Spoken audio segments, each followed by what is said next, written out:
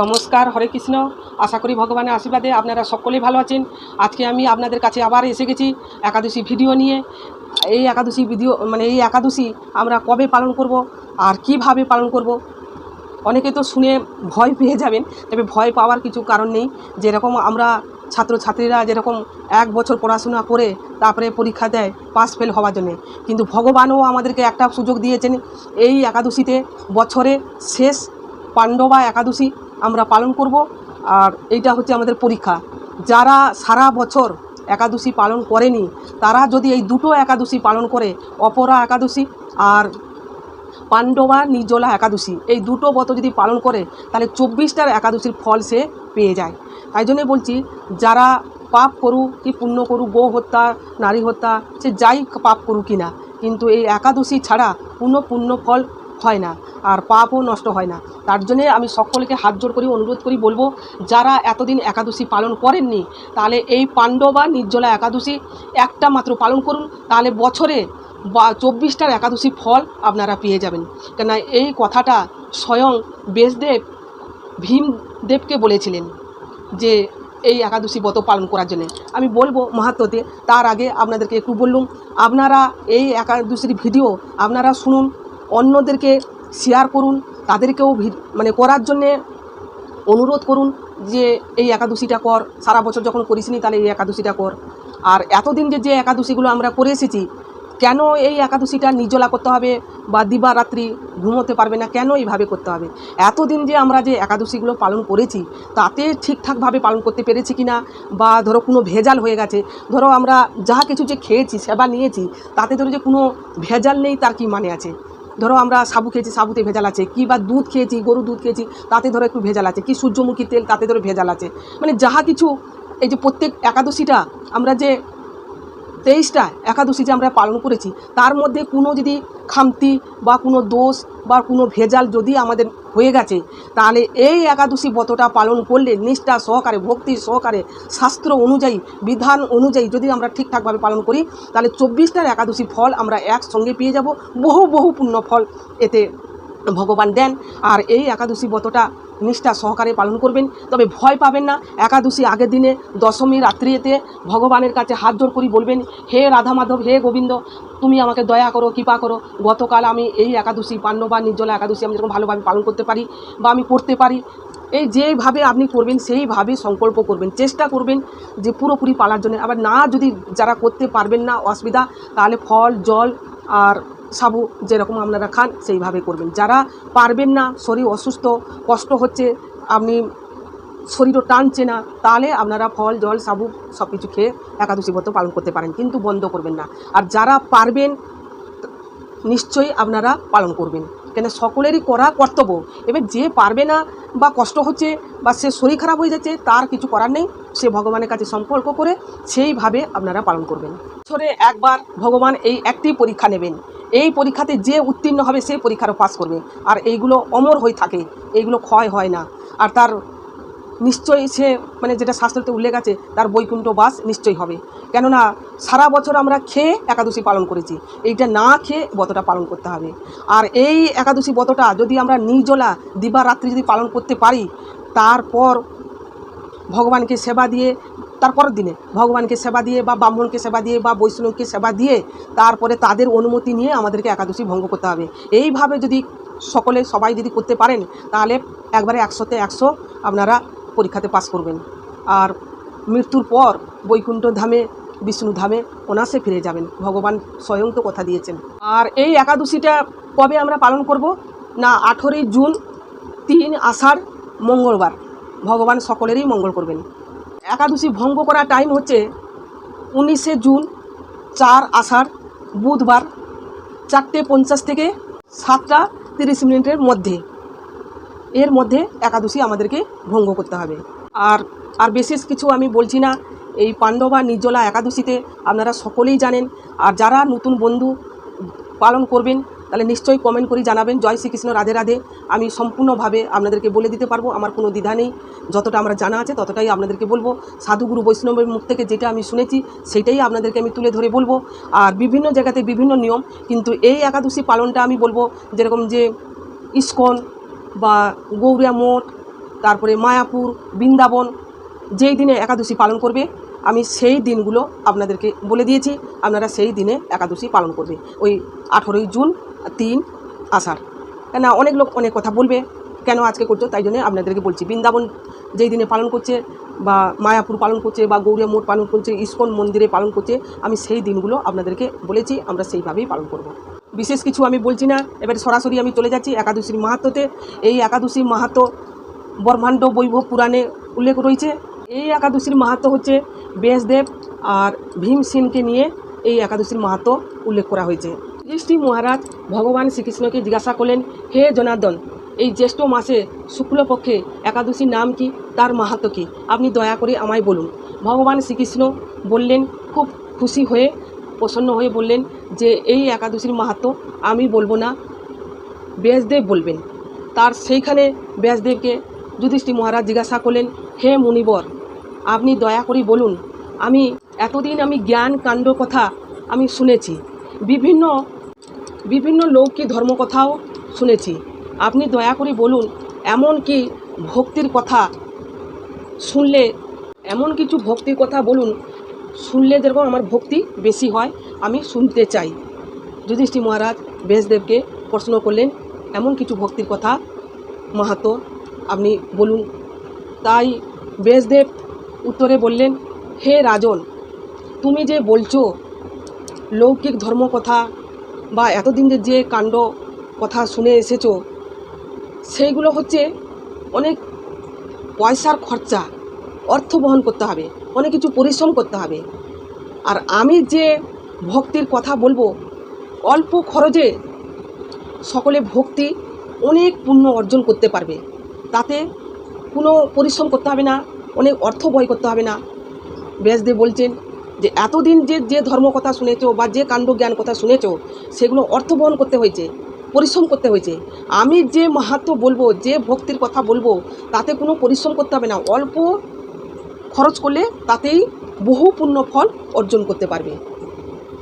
তা যুধিষ্ঠির মহারাজ বললেন, হে মুনিবর, এমন কি ব্রতের কথা আপনি বলুন যার দ্বারা ভক্তির পথে যাওয়া যায়, এমন কিছু ব্রতের কথা বলুন ভক্তি দ্বারা যেমন যাওয়া যায়। আর ব্যাসদেব যুধিষ্ঠির মহারাজের কথা শুনে খুবই খুশি আনন্দ পেলেন, আর উত্তরে বললেন, হে রাজন, এই কলিযুগে ভক্তি জ্ঞান খুব সহজে উপায় করা যায়, অল্প খরচে মহান ব্রত পালন করা যায়, আর তাতে বহু পুণ্যফল অর্জন করা যায়। আর এই একাদশী ব্রত যারা পালন করে না, একাদশী দিনে অন্ন সেবা করে, তাদের কঠোর যমদণ্ড, নরক যন্ত্রণা তাকে বাস করতে হয়, কষ্ট শাস্তি ভোগ করতে হয়। একাদশী যদি যারা পালন না করে, যারা একাদশী দিনে অন্ন গ্রহণ করে, আর তাদেরকে যমদণ্ড তো পেতে হবে, নরক যন্ত্রণাও শাস্তি পেতে হবে। একাদশী দিনে যদি কেউ অন্ন গ্রহণ করে, তাকে যমদণ্ড নরক যন্ত্রণা তো ভোগ করতে হবে। আর অন্তত কেউ যদি সারা বছর না করে, দুটো একাদশী ব্রত পালন করে, অপরা একাদশী আর পাণ্ডবা নির্জলা একাদশী, দুটো একাদশী যদি ব্রত পালন করে, তাহলে সে স্বর্গ লাভ করতে পারবে, মানে স্বর্গে সে মৃত্যুর পর স্বর্গেতে যেতে পারবে। আর যদি একাদশীতে গ্রহণ করে আর এই ব্রত পালন না করে, তাকে তো যমদণ্ড পেতেই হবে। আর এই কথা শুনছিলেন বসে যুধিষ্ঠির মহারাজ জিজ্ঞাসা করছিলেন ব্যাসদেবকে, আর সেখানে ভগবান শ্রীকৃষ্ণও ছিলেন, আর সেইখানে ভীমসেনও ছিলেন। আর উনি যখন ব্যাসদেবের কথা শুনছিলেন যে একাদশী দিনে যে অন্ন গ্রহণ করে তাকে যমদণ্ড পেতে হবে, আর তাকে নরক যন্ত্রণা ভোগ করতে হবে, কেউ যদি দুটো একাদশী ব্রত পালন করে তার স্বর্গ লাভ হবে, এই কথা শুনেছেন ভীমসেন। আর ও শুনে থরথর করে কাঁপতে থাকে যে আমি তো কখনো একাদশী ব্রত পালন করিনি, আমি তো সদাই একাদশীতে আমি তো অন্ন গ্রহণ সব কিছু পালন করেছি। আর ওই ভীমসেন তখন কী করছে, থরতে থরতে মানে কাঁপতে কাঁপতে বলছেন, হে মুনিবর, আপনি দয়া করে বলুন, আমি কখনো উপবাস পালন করতে পারি না, কোনো একাদশী ব্রত আমি পালন করতে পারি না। মাতা কুন্তী, দ্রৌপদী আর ভাই নকুল সহদেব আর ভাতা যুধিষ্ঠির, এরা সকলে সব ভাইরা পালন করে, আমি তো কোনো উপবাস পালন করতে পারি না। এমন কিছু ব্রত আপনি বলুন, একটা যদি আমি করে এই নরক যন্ত্রণা থেকে যমদণ্ড থেকে মুক্তি পেয়ে আমি যেরকম স্বর্গ লাভ করতে পারি, কিন্তু আমরা কিন্তু স্বর্গ লাভ করার জন্যে আমরা কিন্তু একাদশী ব্রত পালন করছি না, আমরা বৈকুণ্ঠ ধামে যাওয়ার জন্যে একাদশী ব্রত পালন করছি। যারা ব্রত একেবারে পালন করে না তাদের জন্যে ব্যাসদেব বলছেন। তাই ভীমসেন শুনে উনি তো থরথর করে কাঁপতে আছেন যে আমি তো কোনো ব্রত পালন করি না। তখন ব্যাসদেবকে বলছেন যে আমাকে এমন কিছু ব্রত বলুন, একটি মাত্র ব্রত আমি পালন করে সব পাপ থেকে মুক্তি লাভ করে আমি যেরকম স্বর্গ লাভ করতে পারি। আর বলছে যে সকলে উপবাস করে, আমি করতে পারি না। উপবাস তো একবেলা খেয়ে আর একবেলা উপবাস করতে পারি না। আমার উদরে সদাই আগুন জ্বলে, সদাই খাবার খাবার, এই দাও খাবার, এই খাবার দাও, এই খাবার দাও, সদাই আমার উদরে বলতে থাকে। আমার নাম বিকোধর, আমি উপবাস থাকতে পারি না। আপনি আমাকে দয়া করে বলুন এমন কিছু ব্রত আমি পালন করলে সব পাপ থেকে মুক্তি লাভ করতে পারবো। তখন ব্যাসদেব বললেন, হে ভীমসেন, আমি তোমাকে একটা উপায় বলতে পারি। তুমি দুটো একাদশী না করতে পারো, তোমাকে একটা একাদশী তুমি যদি পালন করতে পারো তাহলে তুমি সব বছরে 24টার একাদশীর পুণ্যফল তুমি লাভ করতে পারবে। তা কেমনভাবে পালন করবে? তখন মহর্ষি বলছেন ব্যাসদেব যে ব্রহ্ম মুহূর্তে উঠে স্নান করে ভগবানের সেবা করে তারপরে সারাদিন ভগবানের নাম সংকীর্তন করা, গীতা পাঠ করা, এইভাবে করবেন। একাদশী পালন করবেন, একবারে নির্জলা, জল পর্যন্ত পালন করতে পারবেন না, কোনো আহার পালন করতে পারবেন না, নির্জলা দিবারাত্রি, এমনকি ঘুমোতেও পারবে না, দিবারাত্রি উপবাস আর ঘুমোতেও পারবে না। এইভাবে একাদশী ব্রত পালন করে তারপরের দিনও ব্রহ্ম মুহূর্তে প্রাতঃ স্নান করে তারপরে ভগবানের সেবা করে একজন ব্রাহ্মণকে বা বৈষ্ণবকে সেবা দিয়ে আর তাদের কাছ থেকে অনুমতি নিয়ে একাদশী ভঙ্গ তুমি করবে, তারপরে তুমি সেবা করবে। এইভাবে তুমি একটি একাদশী ব্রত তুমি যদি পালন করতে পারো তাহলে সর্ব পাপ থেকে মুক্তি লাভ করবে আর তুমি তোমার স্বর্গবাস হবে। তাই ভীমসেন তখন কী করলেন না, ওই মুনিবরের কথা শুনে উনি একাদশী ব্রত পালন করেছিলেন, নিষ্ঠা সহকারে ভক্তি সহকারে এই ব্রতটা পালন করেছিলেন। যেহেতু ভগবান শ্রীকৃষ্ণর সামনে আর যুধিষ্ঠির মহারাজের সামনে আর ব্যাসদেব ভীমসেনকে বলেছিলেন যে 24টার একাদশীর পুণ্যফল, বহু পুণ্যফল তুমি অর্জন করতে পারবেন।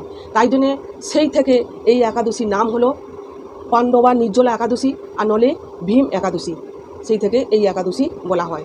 আর ভীম এই একাদশী ব্রত নিষ্ঠা সহকারে পালন করেছিলেন। তার জন্য বলছি আমরা যে এতদিন যে একাদশী ব্রত পালন করেছি তার মধ্যে যদি কোনো ভেজাল হয়ে গেছে বা কোনো ত্রুটি হয়ে গেছে বা যাহা কিছু হয়েছে, ধরো আমরা দুধ খেয়েছি তাতে কোনো ভেজাল হয়েছে, কি যে কোনো জিনিস ধরো কোনো ভেজাল হয়ে গেছে বা কোনো ত্রুটি হয়ে গেছে, ধরো সাবু খেয়েছি তাতে কোনো ত্রুটি হয়ে গেছে, কি ভেজাল আছে, কি ধরো সবজিতে ভেজাল আছে, কি অনেকে জল কিনে খায় তাতে ধরো ভেজাল আছে, কি তেলেতে ভেজাল আছে, কি ধরো গাওয়া ঘি যে আমরা কিনে খাচ্ছি তাতে কি ভেজাল আছে, এগুলো তো আমাদের জানা নেই।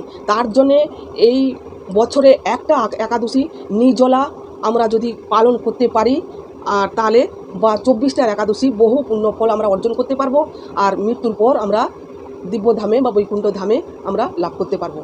আর আমাদেরকে যম পর্যন্ত স্পর্শ করতে পারবে না এই পাণ্ডবা নির্জলা একাদশী আমরা নিষ্ঠা সহকারে ভক্তি সহকারে যদি পালন করতে পারি। এরপর ব্যাসদেব বললেন যে আমাকে স্বয়ং ভগবান শ্রীকৃষ্ণ বলেছিলেন বৈদিক লৌকিক সমস্ত ধর্ম পরিত্যাগ করে মাধব তিথি পালন করা সকলেরই কর্তব্য।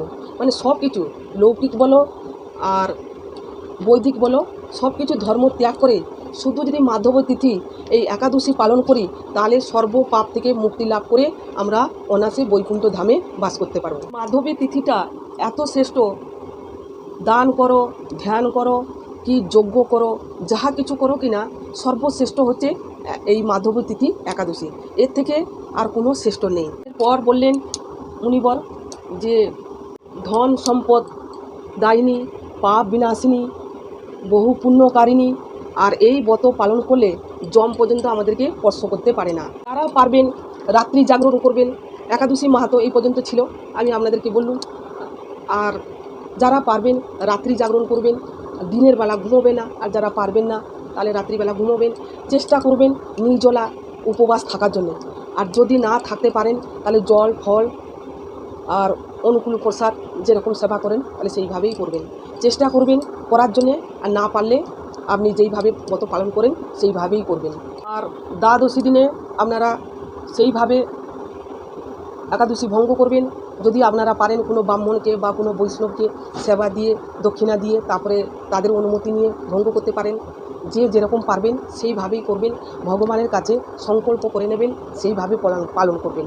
আর আমি এখানে শেষ করছি, পরে ভিডিওতে আবার দেখা হবে। আপনারা ভালো থাকুন, সুস্থ থাকুন, ভগবান আপনাদের মঙ্গল করুন। আর কারো যদি কোনো প্রশ্ন থাকে, জয় শ্রীকৃষ্ণ, রাধে রাধে কমেন্ট করতে পারেন। আর বন্ধু বান্ধব আত্মীয় স্বজনকে তাদেরকে ভিডিওটা শেয়ার করুন, তাদেরকেও করতে বলুন। কেউ যদি এতদিন না করতে পেরেছে, এই একটি মাত্র একাদশী ব্রত পালন করে সে 24টা একাদশীর পুণ্যফল লাভ করতে পারবে, মৃত্যুর পর সে স্বর্গে লাভ করতে পারবে। তাহলে আমি এখানে শেষ করছি। নমস্কার, হরে কৃষ্ণ।